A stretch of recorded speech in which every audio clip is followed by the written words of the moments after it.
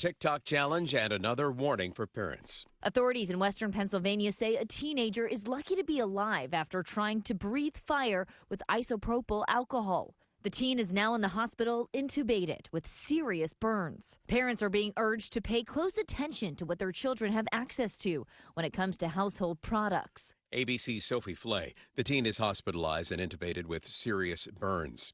Police in Toronto say the outside of a synagogue was damaged by gunfire overnight. The hate crime unit is investigating and extra patrols are added. A dramatic car rescue playing out in Ohio. 19-year-old Andy Burns was on her way home from work Sunday when the roads in Batavia, Ohio, slick with snow, caused her to lose control, sending her truck into a deep ravine. Can you hear me? Her truck had flipped into a river, and as her Apple Watch crash detection called 911, water started rising around her. How far is the water? My head's barely up. Deputies locating Burns, then rushing to smash out the window and get her out of the truck. She escaped with just a few bruises. ABC's Hannah Bata. Target reporting another quarter of declining sales and profits. So the retailer says it'll invest another $2 billion this year to remodel stores, hire more staff, add training, and open 30 new locations. Target will also add a beauty studio to 600 stores that'll partly replace its shops with Ulta. Dave Packer, ABC News. Hey, John, why so glum? I just got let go. The company's downsizing. This is the third time in the last 2 years. I'm done with this. Have you thought about My Computer Career? I've heard they can train you for a career in IT in just a few months, including cybersecurity and the basics of AI. And you don't need prior training or experience. Now that's a recession-resistant career. Wow, thanks. I'll check them out. Go to mycomputercareer.edu and take the free career evaluation. mycomputercareer.edu, an Elite CompTIA certification partner. Financial aid is available to those who qualify, including VA benefits. News Talk 610 AM and 102.1 FM. KBNU. It's now 5:05 on this Tuesday afternoon. I'm Will Feelright with your local headlines. Well, the Cache County School District alerting Mountain Crest High School community members last night of a potential measles exposure that had occurred on campus last week. Now, students and staff who were at school on February 24th and 25th may have been exposed to the highly contagious virus. Now, working alongside local health officials, the district has already directly contacted the families of students who are unvaccinated. Now, officials are advising anyone on campus during that exposure window to monitor for symptoms that can include a high fever, cough, runny nose, and a characteristic rash. Now, Superintendent Todd McKee emphasized that the district is prioritizing safety and managing the situation with an abundance of caution and transparency. Health officials, meanwhile, urge individuals who develop any symptoms to stay home and call their health care provider before visiting a clinic. Now, fully vaccinated students require no immediate action but should still remain vigilant. In other news, a bill aimed at expanding child care access in Utah by increasing the number of children allowed in unlicensed home-based daycares is now heading to the House for a final review. Now, sponsored by Senator Liz Camilla of Salt Lake City, Senate Bill 214 would raise the cap for unlicensed child care providers from 8 to 10. Now, the $2.3 million proposal also offers $5,000 grants to registered providers who complete background checks and CPR certification. Liz Camilla argues that the measure provides a much-needed business model for rural child care deserts. However, the legislation has faced some pushback from licensed child care professionals. Janie McBee of Brigham City warned that a 1 to 10 ratio would make Utah's unlicensed limits the second highest in the nation. And she argued that more registration lacks the strict safety inspections and oversight required for licensed facilities, which could potentially put children at risk. Now, the bill has passed the Senate and is awaiting the House Rules Committee review. And the murder trial for Corey Richins entered its second week this week, with testimony shifting to the Utah woman's digital footprint following the death of her husband. Now, state prosecutors have called forensic experts to testify about text messages, web searches, and also websites that Richins had allegedly accessed. Now, Richins is facing a 5-week trial for aggravated murder, accused of poisoning her husband Eric with a lethal dose of fentanyl. Now, prosecutors argue that she was heavily in debt and had sought to collect millions from his estate to start a new life. Now, the defense, meanwhile, maintains that Richens is a grieving widow who had attempted CPR and called 911 to save her husband. Her attorneys argue that Eric had a history of using substances, including hydrocodone and marijuana, to manage chronic pain. Well, we've had a nice afternoon as temperatures have been back into the low 50s today for our high, and tomorrow it's supposed to be even warmer as we'll get into the mid-50s before another round of storms come in for Thursday and Friday. That's going to bring some rain in the valley, snow in the mountains for the end of the week. But pretty impressive rainfall total that we had from yesterday's storm. Over 1.25 inches of rain falling here at the Radio Ranch. Beaver Mountain, meanwhile, reporting 10 new inches of snow. So, yeah, we could definitely use a few more storms like that one yesterday coming up.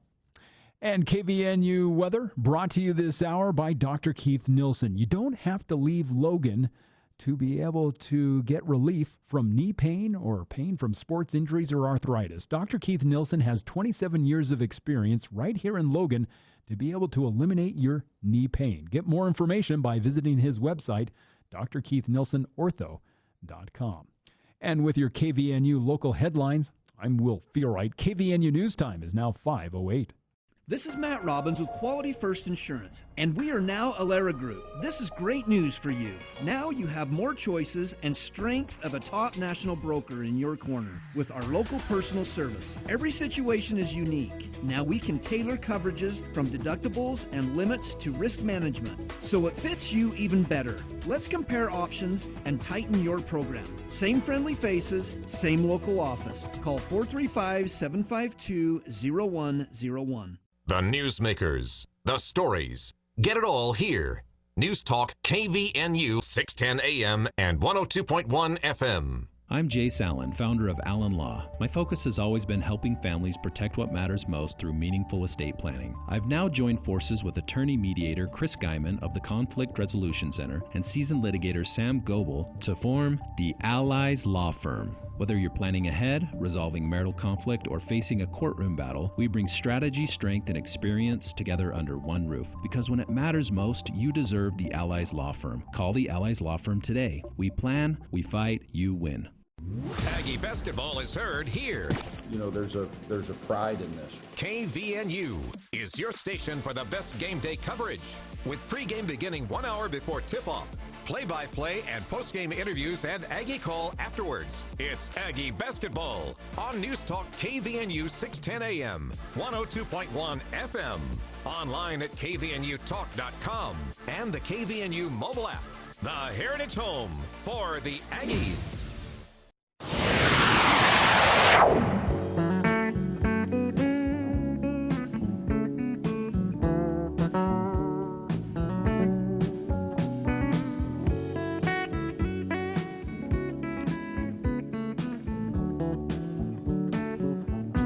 Welcome back to KVNU's For the People.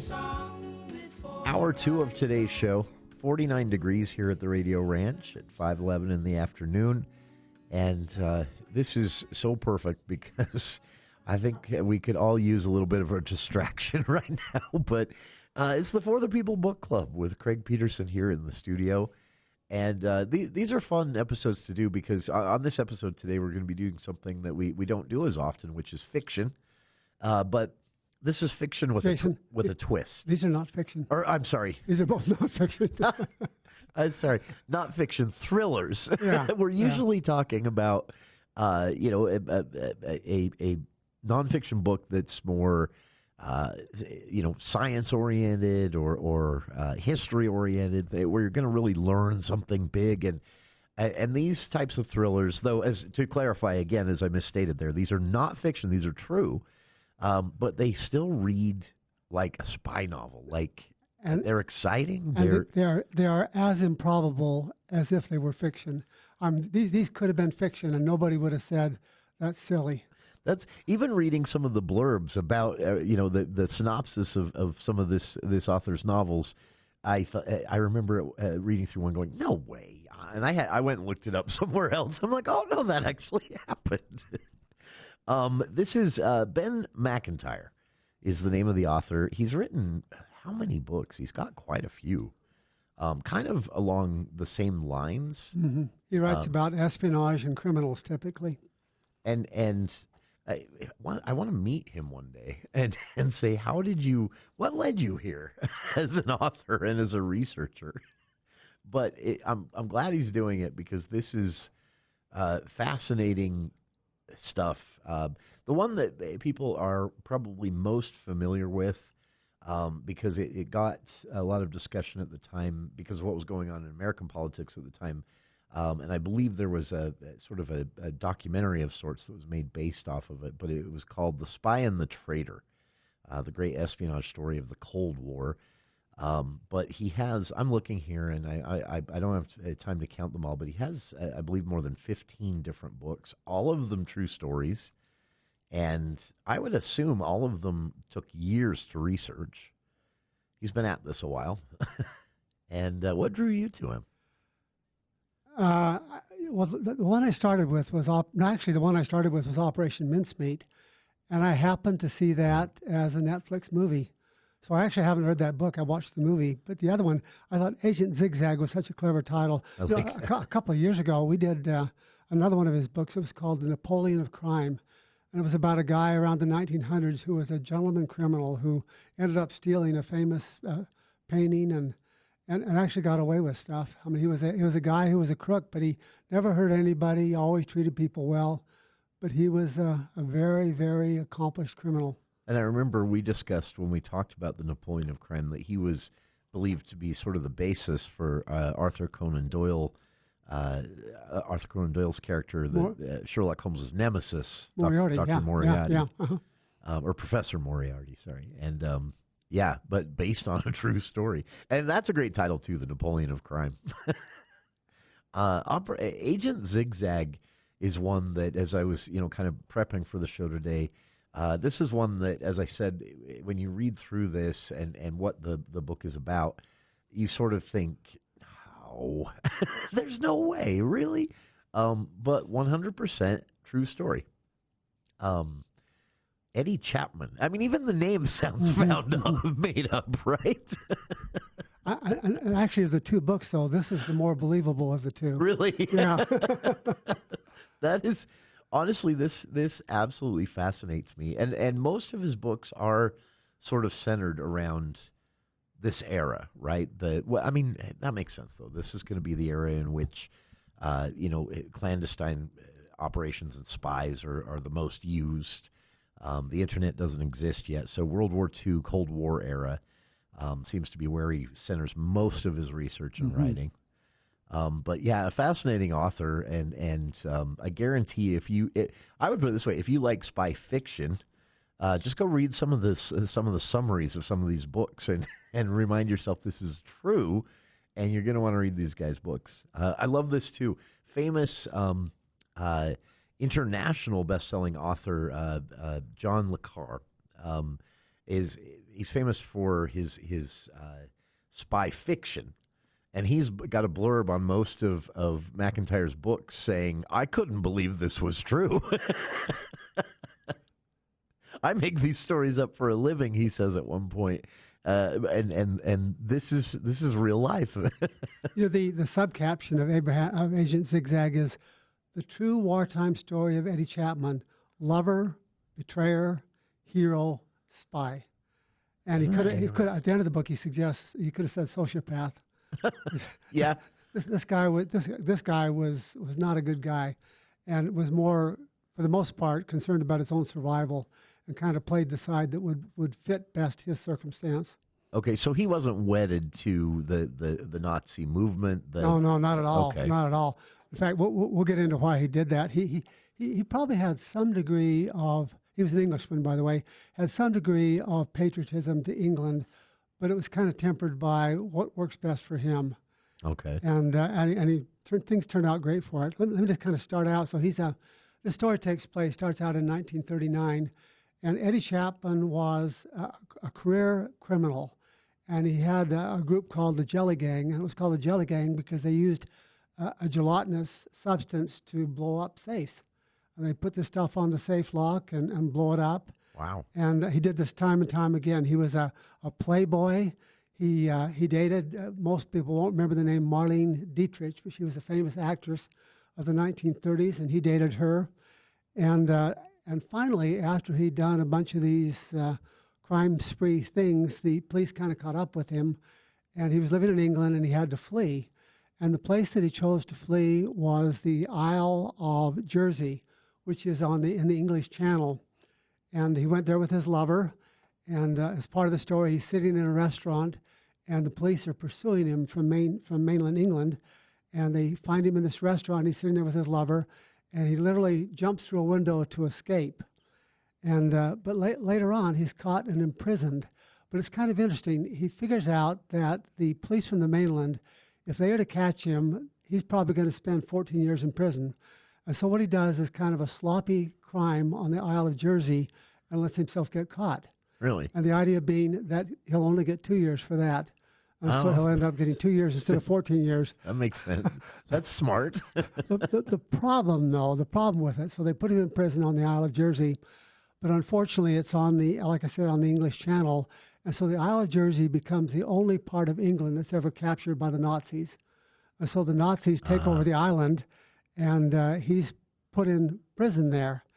And he sends a letter to the Nazi leaders and says, I have some skills here.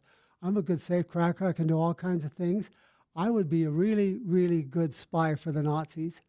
And so they take him, and put him in a prison, actually, in France. And he's there for quite a long time with a friend of his that he's actually pretty loyal to. And after a long, long while, the Nazis I guess somebody reads his letter, and they decide, maybe he could help us. Maybe he'd be a good saboteur. Sure. And so he's taken and put in a villa, a very nice villa in France. And there's a guy who has an assumed name but becomes kind of his mentor, becomes kind of a surrogate father. And they begin to train him then as a sophisticated spy. And he starts out as just a crook who can blow up safes, but they decide they want to give him some real skills. And so some of the things that they train him to develop different kind of bombs. One of the kind of bombs is a coal bomb. You take a piece of coal and you put explosives in it, and then you put it in the Nazis' coal heaps. And then when they burn it, it explodes and blows up the boilers. They taught him to use invisible ink to write letters, and then he'd write these letters, but between the lines on these letters would be invisible ink, and you could treat that with heat, and then it shows up. They taught him to parachute, although they couldn't really do this for real. So basically, the way they taught him to parachute is they'd teach him to jump off a table and teach him to land right. So he'd actually never done any real parachuting. He'd just been in kind of these simulations. But one of the more interesting things they did is they taught him to become a Morse code operator, because the way spies would communicate would be by Morse code. And the interesting about that is apparently every Morse code operator has their little idiosyncrasies. They have their own kind of rhythm or so forth.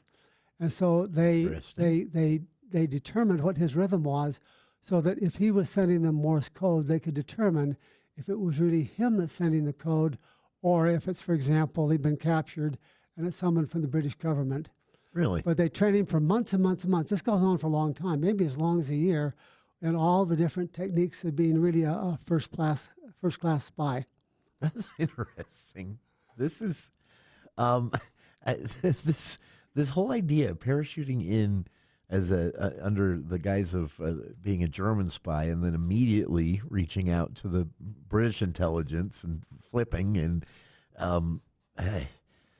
So on the other side, we've got to take a quick break here. But on the other side, the question I have as I pondered this is was there any part of this guy that actually was a hero, because he did some heroic things? So maybe ponder that while we take this quick break. This is, again, the For the People Book Club with Craig Petersen here in the studio. We're talking about the author Ben MacIntyre, specifically right now his book Agent Zigzag, a true story of Nazi espionage, love, and betrayal, available everywhere. And stick with us. We'll be back right after this.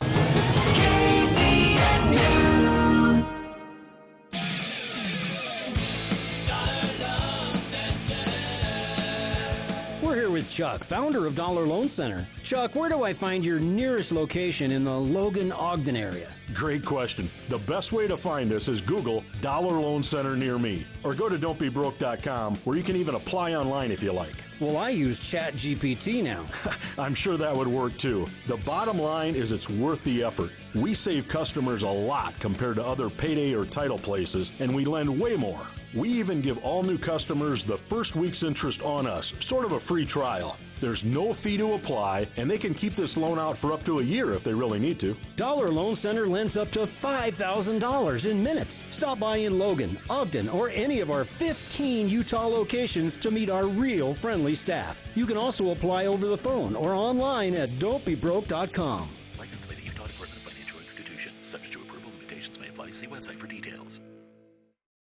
Today's hearing aid technology can improve not only your life, but the lives of the people who care about you. Once again, you'll be able to hear the reason for their laughter and understand conversations. Dr. Paul Danes at Cache Valley Hearing and Audiology will customize a hearing improvement program to meet your unique requirements, whatever they are. Call Cache Valley Hearing and Audiology for an appointment and let them show you how. Bring back what you've been missing. Bring back Cache Valley Hearing and Audiology. Over 50, you can still register as an organ and tissue donor. Call 1-866-99-DONATE. A message from the U.S. Department of Health and Human Services, Health Resources and Services Administration.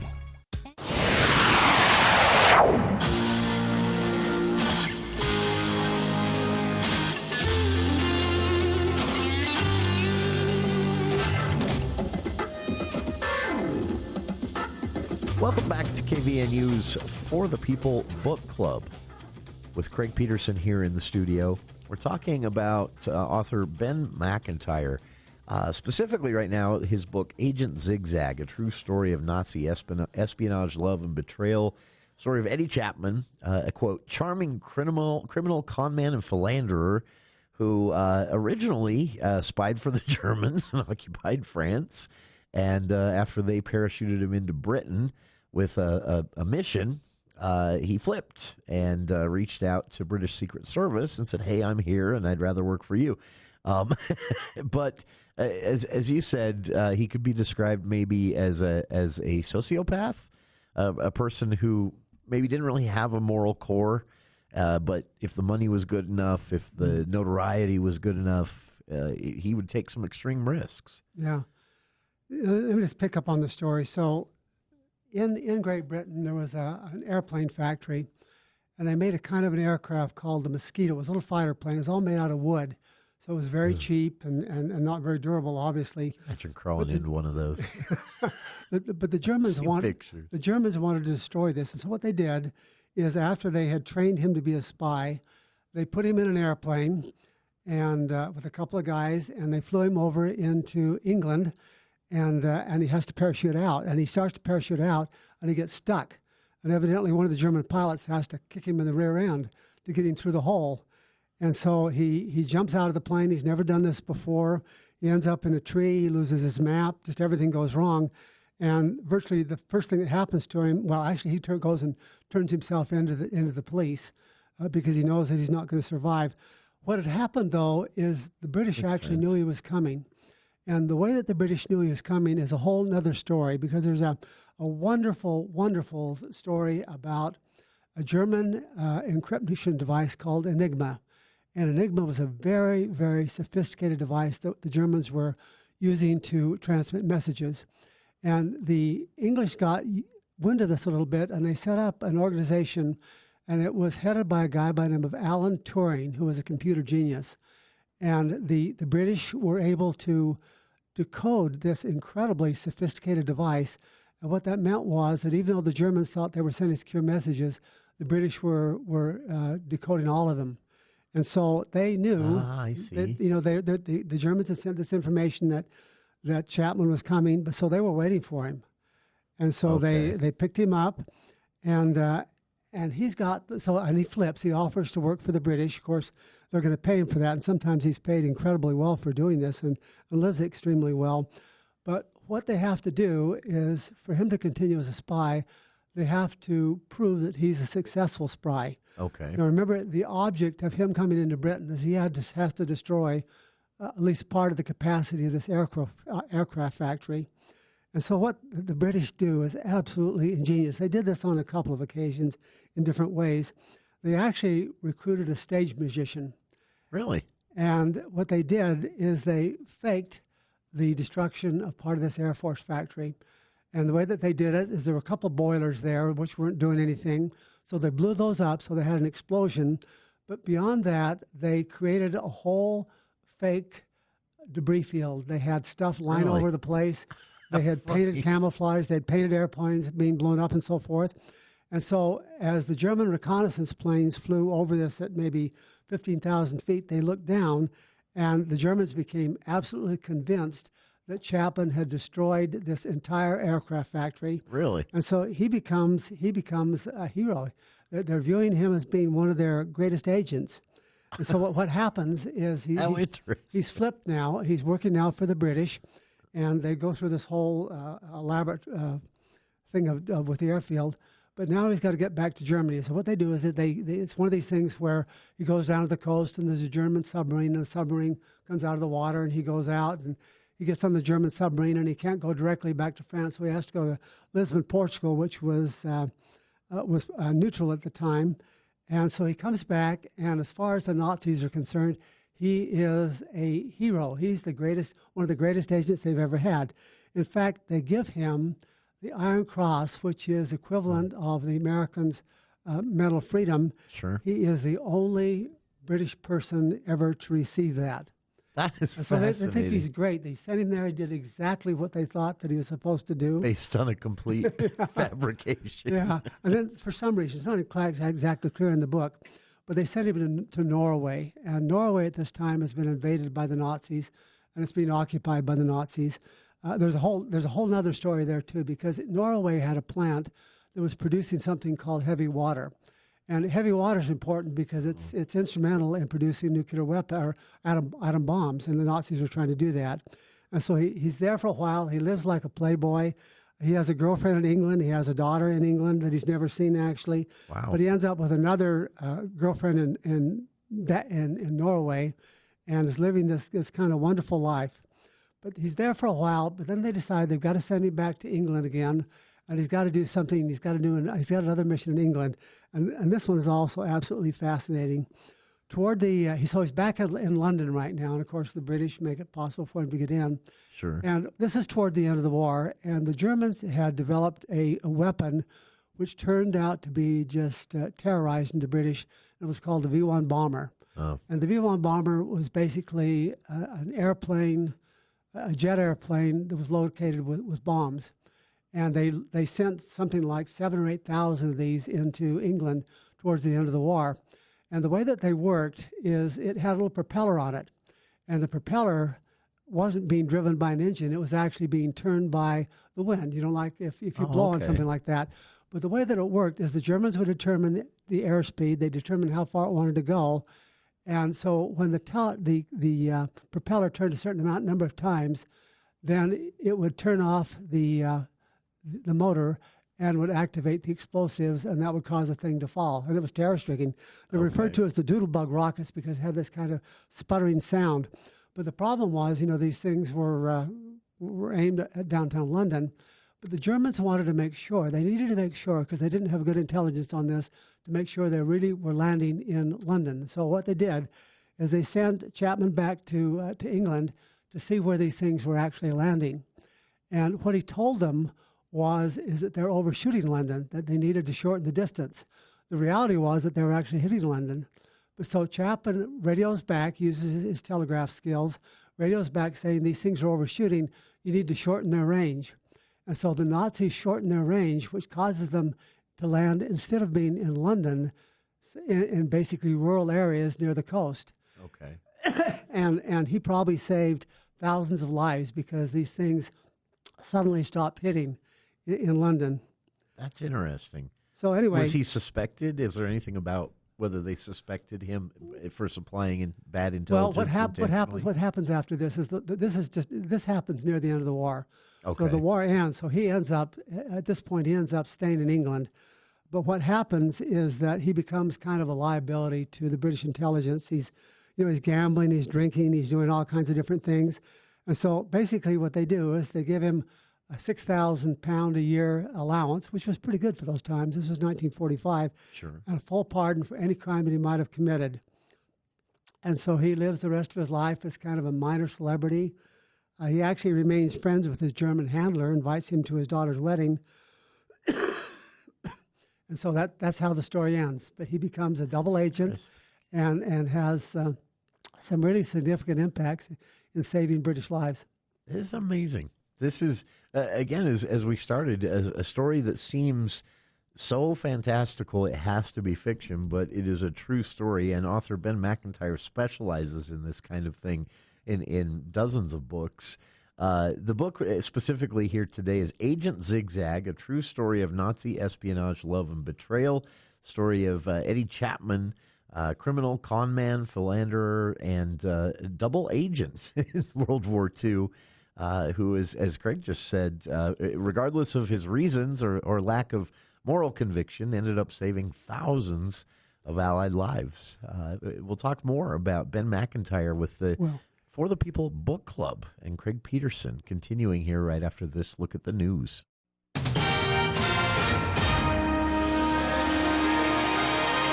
Well, thank you, Jason. Many in Utah are seeing sticker shock again at the pump as gas prices in the last 24 hours have jumped anywhere between 10 to 30 cents, according to projections from Gas Buddy. Now, AAA Utah also reports that crude oil prices have surged between $7 to $9 over the last several days since the conflict in Iran began. Now, with roughly 20% of the world's oil supply passing through the nearby Strait of Hormuz, analysts warn that any disruption to the region's shipping lanes will squeeze global supply chains and immediately drive up costs at the pump. Now, the anticipated geopolitical price hike compounds standard seasonal increases that we see already this time of year. Now, experts have already assured Americans that there will be no gasoline shortage, but many local drivers say they're already feeling a financial pinch and may need to reconsider their summer travel plans if prices continue to go up. Well, 8 Cache County jail inmates are facing severe felony charges after investigators say they participated in a highly coordinated 30-second brawl back in February. Now, according to a probable cause affidavit, surveillance video from February 17th shows the inmates, Andrew Baca, Christopher Dameron, and Brandon Simmons, all standing up simultaneously as deputies had left the jail block, indicating that the fight was pre-planned. Now, the altercation began when Baca threw 2 full water bottles, striking Daniel Aguirre and causing a severe laceration to David Jimenez Angel's head that required medical treatment. Now, the fight quickly escalated into a chaotic melee involving flying chairs and multiple physical assaults. Dameron was reportedly overtaken by several inmates, including Edgar Cortez and Fabian Ortega-Torres, while Simmons joined the fray by attacking Jimenez Angel. Now, court records show that the involved inmates are now facing numerous charges. Some of them appeared before a judge for the first time yesterday, as prosecutors noted that most of those involved were state inmates who were being housed in the jail locally. And finally, supporters of an initiative to repeal Proposition 4 say they are clearing significant thresholds as the state verification process is nearing its March 9th deadline. Now, as of yesterday, the effort had gathered over 160,659 verified signatures statewide, which meets the required threshold in 26 of Utah's 29 Senate districts. However, the narrowest margin still exists in Senate District 1, which covers Davis and Morgan counties, where backers sit just 87 signatures above that minimum. Now, the campaign group, Utahns for Representative Government, has expressed confidence, though, that the initiative will ultimately qualify for the ballot. Meanwhile, opponents, including Utah Democrats and Better Boundaries, are launching door-to-door campaigns and mailing out postage-paid envelopes to encourage voters to remove their signatures. Well, we've seen temperatures in the low 50s today, and now tonight will drop into the low 30s as we'll continue to see these clear skies continuing into tomorrow. Temperatures Wednesday going to be right around the mid-50s, but then another storm coming in Thursday and Friday that'll bring some rain in the valley, snow expected in the mountains, but the storm should clear out and bring us with leave us with some sunny skies for Saturday and Sunday. And weather brought to you this hour by Discount Tire. Yeah, don't wait. Get into Discount Tire now to keep your family safe as you plan some of those spring trip road trips. Now, they can handle oil changes, alignments, shocks, struts, and brakes, all at Discount Tire in Providence, Logan, and Smithfield. It's Discount Tire. With your KVNU Tuesday night headlines, I'm Will Feelright. I'll have another check of local news coming up about an hour from now. This is a special report from ABC News. I'm Dave Packer. Israeli Defense Forces launching a new broad wave of strikes in Iran. Secretary of State Marco Rubio today. You're going to really begin to perceive a change in the scope and in the intensity of these attacks as, frankly, the two most powerful air forces in the world take apart this terroristic regime. And counterattacks. Rubio confirming a drone strike near the U.S. consulate in Dubai. Justifying the war, the Trump administration giving a long list of reasons, including the U.S. needed to take out Iran's missile capabilities. Senate Minority Leader Chuck Schumer is not convinced. No one has any idea of what the real rationale is. It changes every hour. And the Pentagon now identifying 4 of the 6 American troops killed in the opening hours of the war. 35-year-old Captain Cody Cork, 42-year-old Sergeant Noah Tidgens, 39-year-old Nicole Amore, 20-year-old Specialist Declan Cody, all Army reservists based in Des Moines, Iowa. This is ABC News. At BellSculpt, we believe cosmetic surgery is more than changing how you look. It's about how you feel. Whether it's a tummy tuck, breast augmentation, arm lift, or another procedure, our board-certified surgeons deliver beautiful results designed just for you. With advanced techniques, personalized care, and a team that truly listens, you can trust BellSculpt to help you look and feel your best. Call BellSculpt today or visit bellsculpt.fm to schedule your free consultation. BellSculpt, your body, your way. Discover that finished filing feeling that only your neighborhood tax experts at H&R Block can provide. As the original tax experts, we guarantee 100% accuracy and your max refund or your money back. Walk in or make an appointment today at H&R Block in Logan or call 752-1651. Come see why it's better with Block. All tax situations are different. Not everyone gets a refund. Limitations apply. See hrblock.com/guarantees. If your dryer vent sounds more like a birdhouse than an appliance, you've got a problem and some unexpected tenants. Jonathan Duct Hunter says birds, critters, and lint gum can block airflow, roast your dryer motor, and start turning laundry day into a hot mess. Don't let your vent become a wildlife resort. Call the Duct Hunter at 435-770-4813 and send those freeloaders packing. Gently. We'll clear the way so your dryer can breathe easy again. Laundry's tough enough without the bird drama. When is the best time to talk to your family about staying in touch during a disaster? Amid the chaos? Or is the best time perhaps today? Go to ready.gov/communicate and make your emergency plan today. Don't wait. Communicate. Brought to you by FEMA and the Ad Council. The Garden Guide with Mark Anderson from Anderson Seed and Garden. Oh, I bought this house in January. I have the worst lawn in the neighborhood, and I feel terrible. There's a lot of weeds. I was just listening to you talk about right now is a great time to plant grass. Yes, my game plan would be spray for those weeds. We can kill 98% of your weeds with one application, and then seed right after that. The Garden Guide, Saturday mornings at 8 on News Talk KVNU.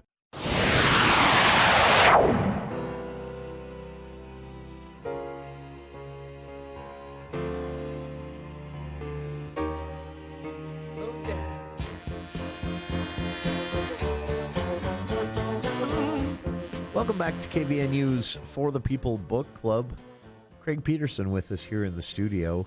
We're talking about Ben MacIntyre and his true, usually World War II and Cold War era, true crime, spy thrillers. Well, crime too, I guess, in this case of Agent Zigzag. Some of them were more straight up espionage and even a little bit of history. You mentioned Operation Mincemeat, that is also a Netflix documentary. And that's another one that you think, no way. If the first book seemed improbable, this one will seem impossible. So let's shift and talk about that. Honestly, this is one of those that you, if someone walked up to you and said this happened, you would just assume they were lying. There's so many things that could have gone wrong on this. This is absolutely Unbelievable. Yeah, that's a good point. That not only are the details, the facts of the story, true story, unbelievable, that it actually worked. Yeah, It's in and of itself unbelievable. So the way this starts is we're again back in World War II. We're in 1943, and the Allies were victorious in Africa, and now they want to invade into Europe, but they want to come up into Italy. And the way to get into Italy is through Sicily. Sicily is an island just kind of within 3 miles, actually, of Italy, and it's kind of a fortress. And it would have been difficult to take Sicily because it was heavily fortified. And so what they need to do is they need to convince Hitler and the Nazis that as they invade Italy, that they're going to do it through Greece and not through Sicily. So that's kind of the basic issue. The background on this thing, again, is kind of fascinating in and of itself. The British had an intelligence agent, and his name was Ian Fleming. Does that sound familiar? No, okay. The author of the books that became James Bond. James right? Bond, yeah. But he started out as an intelligence officer. In fact, a lot of what you see in James Bond is things that he learned as an intelligence officer. And he wrote a memo called the Trout Memo, and it was called that. What it did is propose different ways of fooling the Nazis, and that kind of the idea was that you can hook the enemy just like a fish. And in the Trout Memo, he proposed 54 different ways that you could lure the enemy or fool them just like you could a trout. And let me just give you 3 examples of these 54. One of them was called the exploding rat, and what they would do is they'd take dead rats, and they'd hollow them out, and they'd fill them with explosives, and then they'd leave them in coal piles by the Nazi boilers. And the Nazis would see them, want to get rid of the rats, and toss them into the boilers, which would then explode. So that's idea number one. Okay, that makes sense. The second one is much more subtle. The British would send spies into France and other occupied areas, and they were concerned that they didn't smell right. And the idea was that the British didn't eat much garlic, whereas Europeans eat lots of garlic. Okay. And so the suggestion was that you give the spies garlic-flavored chocolate to make sure that their breath sounds authentic. Okay. That sounds a little implausible. That makes sense. Would they need bad breath? Exactly. The third one was... How funny. The third one was that this sounds so funny, but it actually worked home on occasion. That's what's mind-blowing. They found this super-strength itching powder, and somehow they were able to smuggle that into German laundry facilities, and so it would be in the underwear of U-boat crews. Okay. And of course, they put the underwear on, and they think there's something terrible wrong with them. There's at least one occasion where that actually worked, and they thought they had this terrible disease, and they had to return to port.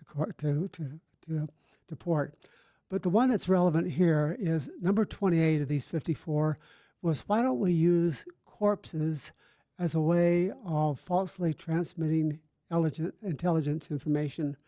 And that's what this whole Operation Mincemeat kind of revolves around. So what they had to do is, again, what they want to do, but the objective here is to convince the Nazis somehow that when the invasion of Italy takes place, it'll take place through Greece and not through Sicily. And so they have to find a corpse. The first thing is to find a corpse. And they have to find somebody who's not going to be missed by their family. And so they find this guy who is a homeless man who died from ingesting rat poison. And it turns out that's significant because the symptoms of rat poisoning is it causes a slow death, but it kind of mimics the lung fluid buildup that would be seen when somebody is drowning. Okay. And so they locate this corpse. They can convince the local mortician that they could have the body, even though the family hasn't been told about this, or maybe he doesn't have any family. What they do is they start out with this corpse, and this is in England, but they start out and they create an entire fictional life for this body. This corpse, who was just kind of a homeless person, becomes Major William Martin, who's a British Marine. Okay. And again, they create a whole background life story on him. And what they do is they take the corpse and they put all kind of stuff on him so that when people find him, spies don't just carry spy stuff, they carry all kinds of clutter. And so some of the things that they did was, first of all, they created a fictitious fiancé for him. And the woman was actually an MI5 clerk in London, and they get a photo of her in a swimsuit, and to make it look like a cherished personal memento, they wrote love stories, which were intentionally just very ordinary, just things that were domestic trivialities. I went and did this today. How are you? What's happening, and so forth. They also put upon the corpse a letter from a British bank demanding payment, suggesting that this guy hadn't paid all his bills. They even got, he was supposed to be a major, so he's not going to be wearing cheap underwear. Okay. So they bought expensive underwear for him, underwear that would be difficult to find. They gave him a silver cross to carry because most Marines were Catholic. They gave him play tickets from his last night in London. They gave him a receipt for a recently purchased officer's uniform. They composed a letter from his father, which was kind of stern and rambling. And they even gave him a box of matches that only had 4 left, to suggest that he really was a smoker. That's interesting. And then the other thing that they did is there was a letter that he was carrying.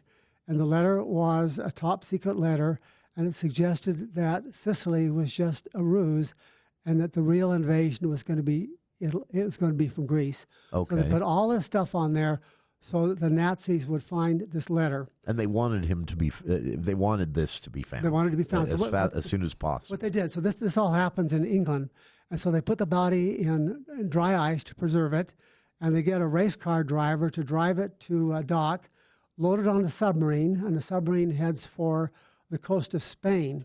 And the reason that they chose Spain is Spain was officially neutral, but it was just crawling with Nazi agents. And so the submarine, when they're off the coast of Spain a little bit, they kind of know which way the tides go. And so they put him into the ocean, knowing that the tides will carry him up to the shore. And the fishermen find his body. Just a regular old fisherman finds his body. Huh. And once he's been found, and the British know that the body's been found, the British began to frantically demand of the Spanish officials that they have his briefcase back because it has this vital, sensitive information they're desperate to recover. And the British Vice Consul in Spain is actually instructed to send unencrypted cables, knowing that the Nazis will intercept them. So the Nazis have this idea then that here's this guy, and he's got something that the British really, really need back. And so the Spanish turn it over to the Nazis, and the Nazis bite, and they photograph the documents, and the head of the German intelligence in Spain is convinced. And the documents are ultimately returned to the British because they're British documents. But what the British had done is they put a single eyelash in the letter, and in a way that when the letter was open, it would fall out.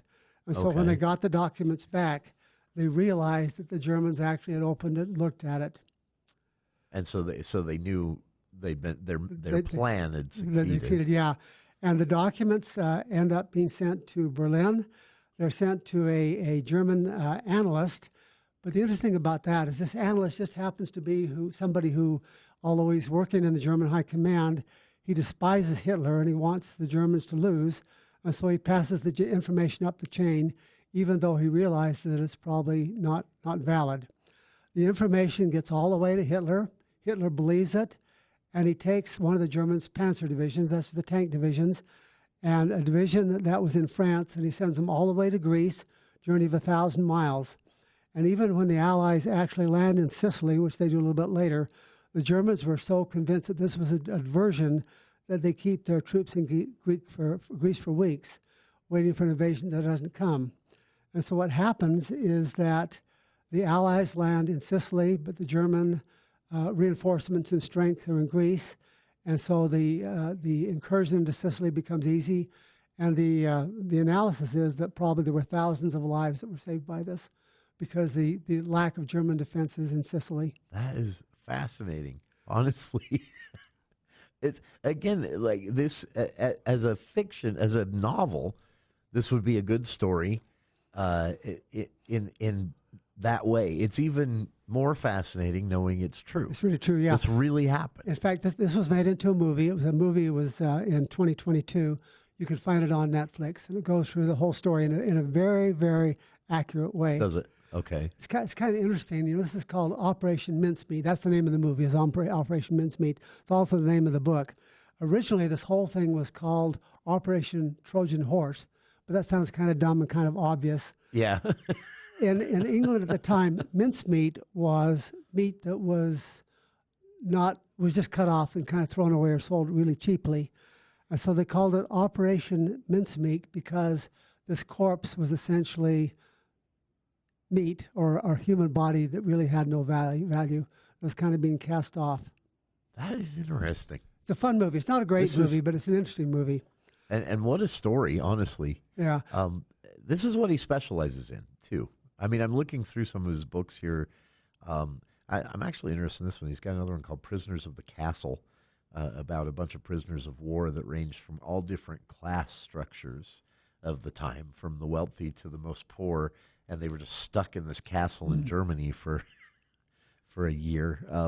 But he has this knack for finding these lesser-known details of more famous World War II era stories.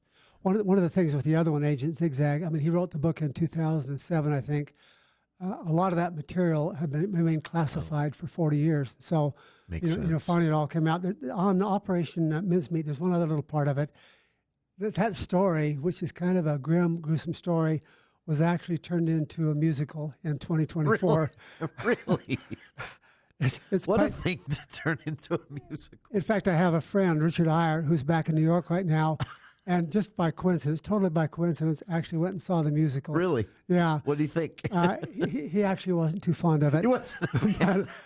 But it's actually coming to Salt Lake City in 2027, in March of 2027. I want to make note of that. In 1 year it'll be here. It was described as Monty Python meets Hamilton. I'm going to make note of that because that would be an experience in and of itself. A fascinating author again. Ben MacIntyre specializes in what we've been talking about here with Operation Mincemeat and Agent Zigzag at the start of the hour. These true stories that read like they're fiction because it's so almost unbelievable, but really happened. And a fascinating researcher, just based on the stories he's uncovered alone. He's got a lot of books out there. Check him out, Ben MacIntyre. Again, it's the For the People Book Club with Craig Petersen here in the studio, and we'll be back with more right after this. News Talk 610 AM, 102.1 FM, KVNU. You've got your whole life ahead of you, so choose a Medicare plan you can count on. And if you have both Medicare and Medicaid, you may be eligible for a United Healthcare Dual Complete plan if your Medicaid status has changed. A Dual Complete plan may help you get more benefits than original Medicare alone. Visit uhcdualplans.com to learn more. That's uhcdualplans.com. United Healthcare Medicare plans. It's Medicare coverage you can count on. Who's the business you recommend without even thinking about it? The one you tell your friends about when they move to town? The place that's never let you down, squeezed you in last minute, or remembers your name when you walk through the door? It's time to give them the recognition they've earned. The Best of Northern Utah is back, presented by Alpine Cleaning and Restoration. Nominate your favorite businesses now at bestofnorthernutah.com. Hi, it's Olivia Munn with my shelter pets, Frankie and Chance, reminding you that when you adopt a shelter pet, you discover all the things that make them unique. Adopt pure love at theshelterpetproject.org. Brought to you by the Ad Council, the Humane Society of the United States, and Maddie's Fund. People are strange when you're a stranger. Wrapping up the For the People Book Club with Craig Petersen. Craig, always a pleasure to have you join us here in the studio, and I'm glad you were able to make the time for it every month. I'm excited about checking out some of Ben MacIntyre's work. For listeners out there, again, this man specializes in true stories, World War II and Cold War era, usually, some outside of that, but most inside of that. And these books are widely available, but just fascinating stuff. Did you have, of the ones you've read, do you have a favorite? If to recommend people start with, or you mean of his books? Yeah, or just anywhere. Well, there are three. There's the one we call The Napoleon of Crime. Yeah. There's Agent Zigzag and Operation Mincemeat. I mean, they're just different. Yeah, but they're all interesting and they're all true. and they all seem improbable. Let me just do a quick pitch for another book that I just finished listening to. Okay. Completely different as could possibly be. It's called Theo of Golden, and it's a simple little book about a guy who comes back into a town in the South, in South Carolina, and just makes friends with people. But it's tender, it's religious, and the writing style is just incredibly good. The way it started, Alan Levy is the guy who wrote it, and he wrote it just to see if he could write a book. And he got it all done, didn't intend to publish it. His friend said, "You got something here." And so he published it, and it's become an absolute runaway bestseller. It has 135,000 recommendations on Goodreads.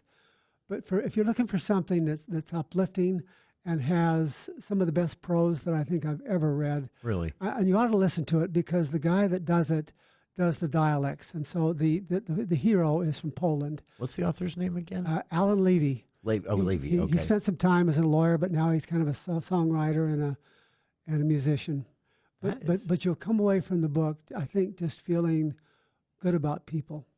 That is, I've heard people talking about this one as an inspirational read. That was recently published was an article I was reading. Theo of Golden. That is, and as I understand it, this is his first. His first novel. I think he's written another one, and again, he didn't intend it. He did it just for himself to see if he could do it, see if he had the self-discipline. That's interesting. The remarkable thing is that a first-time author could have had that kind of command of dialogue and description. That is very nice. All right, there a few recommendations for you this week from Craig. You can check out Alan Levy's Theo of Golden if you want something inspirational and thoughtful, as I understand it. If you want some spy thrillers that are actually true, they sound unbelievable. You read the synopsis and think, no way, this guy's making it up. But no, Ben MacIntyre specializes in true stories from World War II and the Cold War era that you honestly won't believe, but they really happened. Check them all out. Thanks to Craig for joining us, and thanks to our listeners for being here as well. Stick around. Dave Ramsey is next here on KVNU Logan.